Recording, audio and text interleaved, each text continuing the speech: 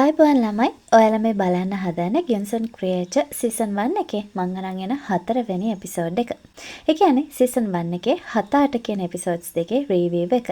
Third episode එක අවසන් වුණ හැටි ඔයාලට මතකයි කියලා මං හිතනවා. අපේ ටෙස්සන් ඇතුළු කට්ටියම රෝහලෙන් බේරිලා පැනලා එන්න පොලිස් ට්‍රක් එකට නගින්න හදන තැනින් තමයි අපේ කලින් එපිසෝඩ් එක ඉවර වෙන්නේ. ජංටේසන් අර නපුරු නජින් සත්වයක් බවට පරිවර්තනය වෙලා චේයොක්ට පහර දෙන නපුරු සිහිනයකින් චේයොක්ව ඇහැරෙනවා. එයා ඉන්න ගෙදරක වගේ තැනක රෝහලේ හිටපු චේයොක් කොහොමද එකපාරට මේ වගේ තැනක ඉන්නේ? අපි බලමු මේට පැය 16කට කලින් ඇත්තටම සිද්ධ වුණේ මොකක්ද කියලා. හැමෝම පොලිස් ට්‍රක් එකට නගින්න ලෑස්ති වෙනවා. ඔයාලට මතක ඇති කලින් එපිසෝඩ් එකේ ඉවර වුණේ යන්නේ එතනින්. කොහොම හරි කට්ටියම ට්‍රක් එකට නගිනවා. ඒත් මේ වෙනකොට ජපාන් හමුදාව විසින් මේ අයට පහර දෙන්න පටන් අරන් නිසා චේයොක්ටයි ටේසන්ටයි සිද්ධ වෙනවා. අනිත් අය ට්‍රක් එකට නගිනකන් යාලව කවර් කරන්න. අර ජොසෙන්ජින් කියන තරුණයාත් මේ දෙන්නට උදව් කරනවා. හේත් කලබලයේ අතරතුර මේ තරුණයාට වෙඩි වැදිලා හොමිය යනවා. ඊළඟට චේයොක් පහලට එල්ලලා ගිහින් ට්‍රක් එකට නගින්න තීරණය කරනවා. ටේසන් පොරොන්දු වෙනවා අන්තිම මොහොතේ හරි ට්‍රක් එකට නගිනවා කියලා. ඒත් කට්ටිය පිටවුනේ ජනේලෙන් කියලා නොපෙනෙන්න එතන සාක්ෂි නැති කරලා දාන්න ඕනේ. ඒ කියන්නේ මේ අය රෝහලෙන් පිට වෙනතුරු එයාලට කාලය අරන් දෙන්න ට්‍රක් එකට නගින්නේ නැතුව රෝහලෙන් අතර වෙන්න ටේසන් තීරණය කරනවා. අනිත් අය ට්‍රක් එකෙන් පිට වෙලා යන අතරතුර ටේසන් අර සොල්දාදුවන්ව ප්‍රමාද කරවන්න සමත් වෙනවා. ගෝ මහත්මයාට නවල් මහත්මයා කියලා තිබුණේ කවුරු ට්‍රක් එකට නැග්ගේ නැතත් හරිම වෙලාවට පිටත් වෙන්න කියලා. ඒ මාස්ටර් ටේසන් උනත් කරන්න දෙයක් නැහැ කියලා. ඉතින් ළමයි හැම උත්සාහයක්ම සාර්ථක වෙලා කට්ටියටම රෝහලෙන් එළියට එන්න පුළුවන් වෙනවා. හැබැයි ටේසන් නැතුව. චේයොක්ට ඒක දරා ගන්න අමාරුයි. මොකද එයා හිතුවම දෙන්නට මේකට හැමෝම එක්ක බේරෙන්න පුළුවන් වෙයි කියලා. ටේසන් එන්නේ නැති බව දැනගත්තනම් චේයොක් කීයටවත් පහලට එන්නේ නැහැ.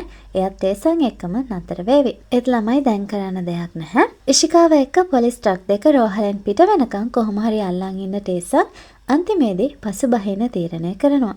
ඒත් කොයි වෙලාවකවත් එයා උත්සාහය අතාරින්නේ නැහැ. සොල්දාදුවන්ට අහුවෙන්න ඔන්න මෙන්න තියේදී වා කවුළුව ඇතුළට නැග ගන්න යට පුළුවන් වෙනවා.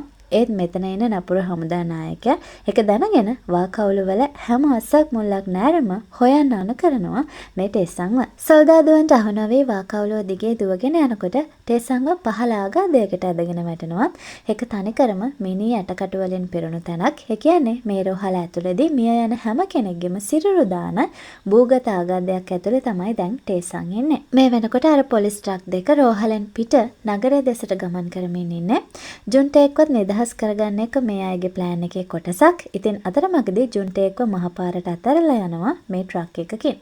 ඊට පස්සේ වනාන්තර පෙදෙසකදී රෝහලෙන් බේරගෙන අරන් ආව මියොන්ජා ට්‍රක් එකෙන් බැහැලා ඉෂිකාව ළඟට දුවගෙන යනවා. ඒ දෙන්නට ඉන්න ඇරලා අර ට්‍රක් දෙක ආයෙත් ගමන් ආරම්භ කරනවා නගරය දිහාවට එන්න. මේ ට්‍රක් දෙකෙන් මුලින් එන ට්‍රක් එක තමයි මිස්ටර් ගෝ විසින් එලවන්නේ. ඒක ඇතුලේ තමයි අපේ බේරගත්ත පිරිස ඉන්නේ. මේ ඇස්සේ රෝහල ඇතුලේ එකම කලබලයක්. මොකද ඔයාලට මතක ඇති ළමයි අර නජින් ජීවියෙක්ව දාපු වතුර එකක් චේයොක්ට බොන්න දුන්නත් හැබැයි ඇය ඒක බීලා නැහැ. ඒක එහෙමම කර්නල් කැතෝගේ මේසෙ උඩ තිබුණා. හරි වැඩේ කියන්නේ බේර ගැනීමෙන් මෙහෙයුම අතරතුර එතනට ආපු කවුරු හරි ඒ වතුර එක බීලා තියෙනවා අර නජින් එක්කම. එතනට 4 දෙනා ඇවිත් තියෙන්නේ ටේසන්, චේයොක්, මියොන්ජා සහ අර සෝම කියන සොල්දාදුවා. ඇත්තටම මේ 4 දෙනාගෙන් කවුද නජින්ව ගිලින්න ඇත්තේ? ඔයාලට මතක ඇති ළමයි අපේ ට්‍රක් දෙක මිස්ටර් ගූ පළවෙනි ට්‍රක් එකේ ගමන් මාර්ගය වෙනස් කරනවා නගරය දිහාවට. මොකද ඒකේ ඉන්න මිනිස්සුන්ම තාම ආරක්ෂිත නැහැ. ඉෂිකාවගෙන් උදව් ලැබුණට මේ මුදා ගැනීමේ මෙහෙයුම ගැන දැනුවත් වෙලා හිටිය ඉෂිකාව විතරයි. අනෙක් කිසිම පොලිස්කාරයෙක් ඒ ගැන දන්නේ නැහැ. ඒක නිසා අර දෙවෙනි ට්‍රක් එක මේ පළවෙනි ට්‍රක් එක පිටිපස්සේ පන්නන්න පටන් ගන්නවා වේගෙන්. මොකද ඉෂිකාව උනත් හිතාගෙන හිටියේ මේක මියොන්ජාව සහ ජුන්ටේක්ව පමණක් මුදා ගැනීමේ සැලැස්මක් කියලා. සියලුම ජොසන් වැසියන්ව මුදා ගනීවි කියලා ඔවුන් දැනගෙන හිටියේ නැහැ. ඒක නිසා මේ පොලිස්කාරයෝ කිසිම කෙනෙක්ට නොදැනෙන ට්‍රක් එක ඇතුලේ ඉන්න අය එළියට ගන්න ඕනේ. ඒකටත් මේ අය සැලැස්මක් ක්‍රියාත්මක කරලා තියෙන්නේ. මේ වෙනකොට නගරය තුල සැනකෙළියක් ක්‍රියාත්මක වෙනවා. අන්න ඒ සැනකෙළිය මාර්ගය අවහිර වෙලා තියෙන්නේ. ඒ කාලේ අතරතුර ට්‍රක් එකෙන් මේ මිනිස්සු ඔක්කොම අයින් කරගන්නවා. අර මිනිස්සු චෙක් කරලා බැලුවත් ට්‍රක් එකේ කවුරුත් නැහනේ. ඒත් අනට කීකරු නොවීම නිසා ගූ මහත්තයාව අත්අඩංගුවට ගන්නවා. සනකෙලියට එකතු වෙලා ඉන්න මිනිස්සුන්ටත් පහර දීලා එලවලා දානවා සහ සමහර අයව අත්අඩංගුවට පවා ගන්නවා. හැබැයි රෝහලෙන් බේරගෙන ආපු පිරිසව ආරක්ෂිතව නගරයෙන් පිට කරනවා නවල් මහත්මියගේ පෙර සූදානම අනුව. මේ වෙනකොට සකුරා මල් පෙති එහෙම නැත්නම් චෙරි මල් පියලි වැටෙන්න පටන් අරන් ඔයාලට මතක ඇති තේසංට මියොන්ජාව බේරගන්න ලැබුණේ මෙන්න මේ කාලය විතරයි. ඉතින් ළමයි මියොන්ජාව බේරගත්තත් චේයොක් එයාගේ අම්මා ගැන දැනගත්තත් තේසංට බේරෙන්න බැරි වුණානේ.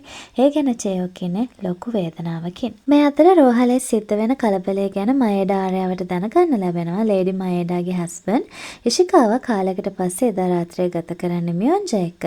ඉෂිකාව ගෙදර එන්නේ නැහැ කියලා දැනගත්තට පස්සේ ලේඩි මයේඩා ඔන්සන් රෝහලට ගිහින් ප්‍රොෆෙසර් ඉචිරෝට බනිනවා හැම දෙයක්ම අසාර්ථක කරගත්ත කියලා. අහුව රෝහලේ අධ්‍යක්ෂක තනතුරෙන් ඉවත් කරලා දානවා.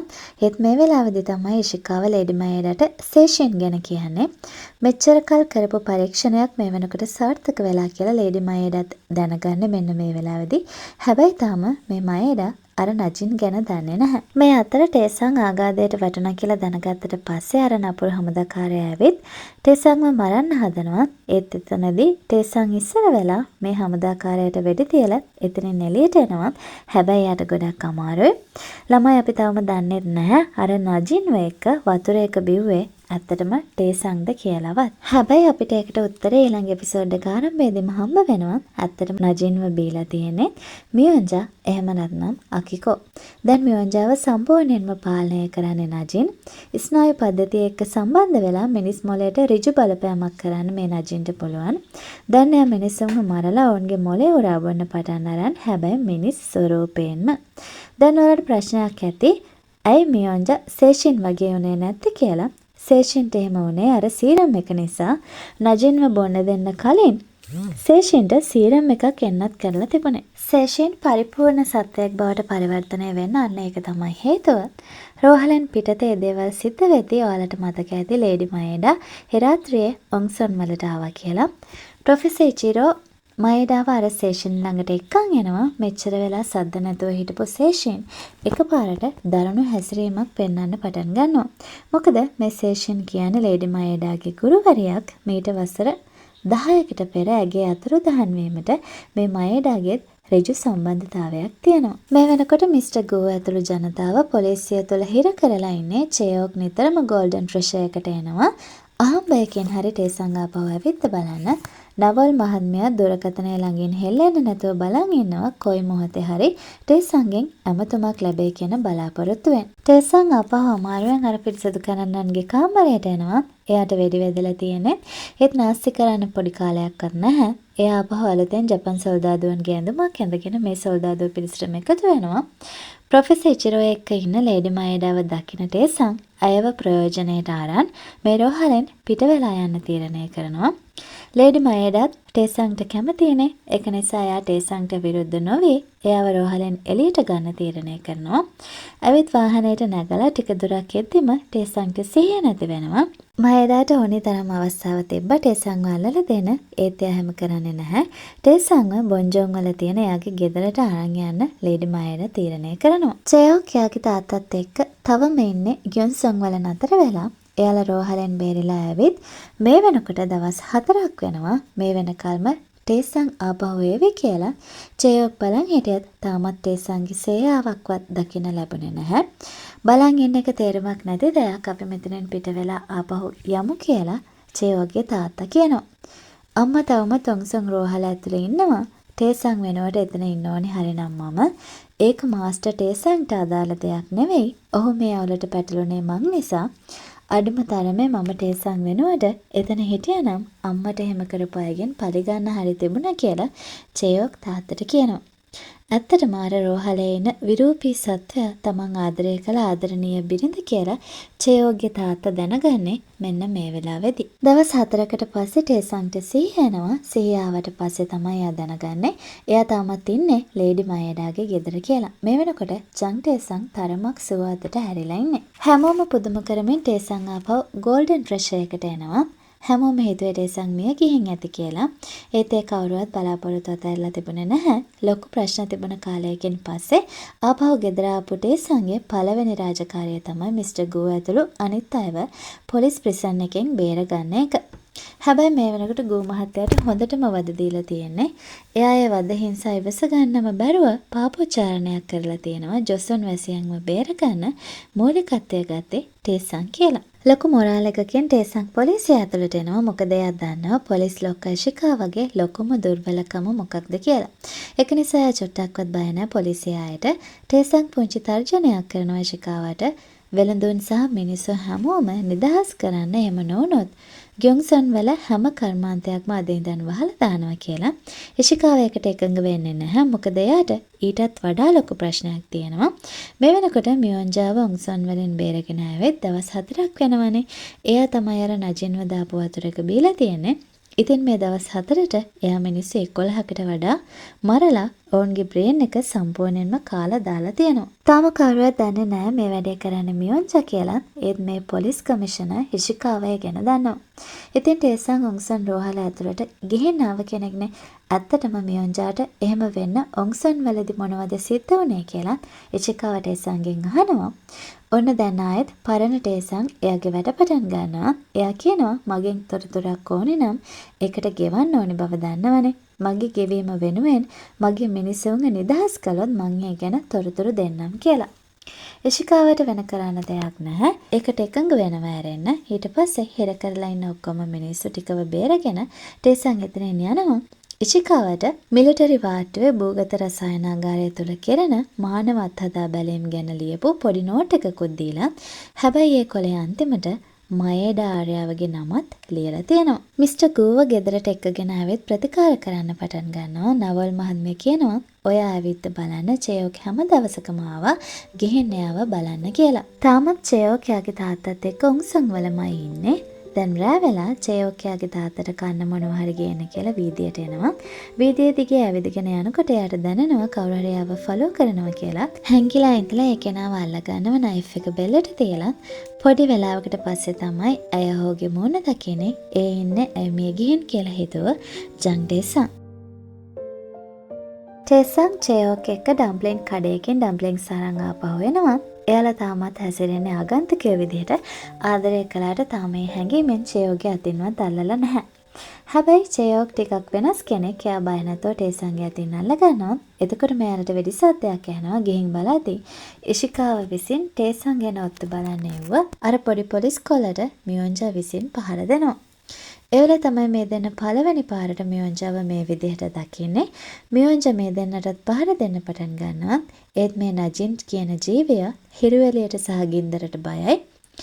අහම්බයෙන් ගිනි පෙලෙල්ලක් කරන් මියොන්ජාව ටිකක් කන්ට්‍රෝල් කරගන්න ටේසන්ට පුළුවන් වෙනවා. අර පොඩි පොලිස් කොල්ලගේ සංඥාවෙන් මුළු පොලිස් බලකායම එනවා මියොන්ජාව අල්ලගන්න. කැලෑබද පෙදෙසකදී යාලට පුළුවන් වෙනවා මියොන්ජාව කොටු කරගන්න.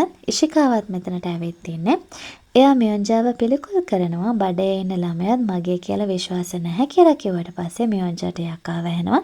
එයා කෙලින්ම පැනලා ඉෂිකාවට මාරාන්තික විදිහට තුවාල කරනවා එයාගේ නියපොතු වලින්. එතන ඉන්න මුළු පොලිස් බලකායම මියොන්ජාට ෂූට් කරලා එයාව තඩපණ කරලා ඉෂිකාවයි මියොන්ජාවයි දෙන්නවම ඔන්සොන් රෝහලට අරන් යනවා. මේ අතර ලේඩි මයේඩා ආයෙත් ඔන්සොන් රෝහලේ කර්නල් කැතෝගේ පරීක්ෂණාගාරයට යනවා. එතනදී තමයි ලේඩි මයේඩා නජින් කියන ජීවියා ගැන හරියටම තොරතුරු දැනගන්නේ. ජීවි 8 දෙනාගෙන් තව ඉතුරු වෙලා ඉන්න නජින්ලා 3 දෙනයි මේ ජීවින් යොදාගෙන කරන මානව අත්හදා බැලීම් වලට මූලිකම හවුල්කාරිය තමයි ලේඩි මයේඩා. ඒ තයත් මේ වෙනකන් නජින් ගැන දැනන් හිටියේ නැහැ. මේ රෝහලේ පරීක්ෂකයෝ ඒක රහසක් විදිහට තමයි මෙච්චර කල් තියාගත්තේ. ඉක්මන් සෝවීමේ හැකියාව, ආක්‍රමණශීලී බව, වේගය වගේ ගොඩක් බෙනිෆිට්ස් ලබා ගන්න පුළුවන් මේ ජීවියෙක් ඇඟට ඇතුල් වුණොත් ඒ හැම දෙයකටම වැඩිය මෙයාගේ බලාපොරොත්තුව නොමැරී ගොඩක් කාලයක් තරුණ බව රැකගෙන ජීවත් වෙන්න පුළුවන් ක්‍රමයක් තියෙයිද කියලා හොයාගන්න එක. ඉතින් ළමයි අපේ 4 වෙනි වීඩියෝ එක මෙතනින් ඉවරයි. ඒ කියන්නේ සීසන් 1 එකේ එපිසෝඩ්ස් 8ක් මම ඔයාලට අරන් යවිත් ඉවරයි. තව තියෙන සීසන් 1 එකේ එපිසෝඩ්ස් 2යි. මියොන්ජාට මොකද වෙන්නේ? ඔන්සන් වල මානව අත්හදා බැලීම් දිගටම සිද්ධ වෙයිද? චේයෝගේ අම්මා සේෂින්ට ඊළඟට මොකද වෙන්නේ? චේයෝක් සහ ටේසන්ගේ ආදරයට මෙතනින් එහාට මොකක් වෙයිද කියලා බලන්න මාත් එක්ක දිගටම එකතු වෙලා ඉන්න. next episode එකත් තරම් ඉක්මනටම එනවා. ඔයාලා හැමෝටම සුබ දවසක්.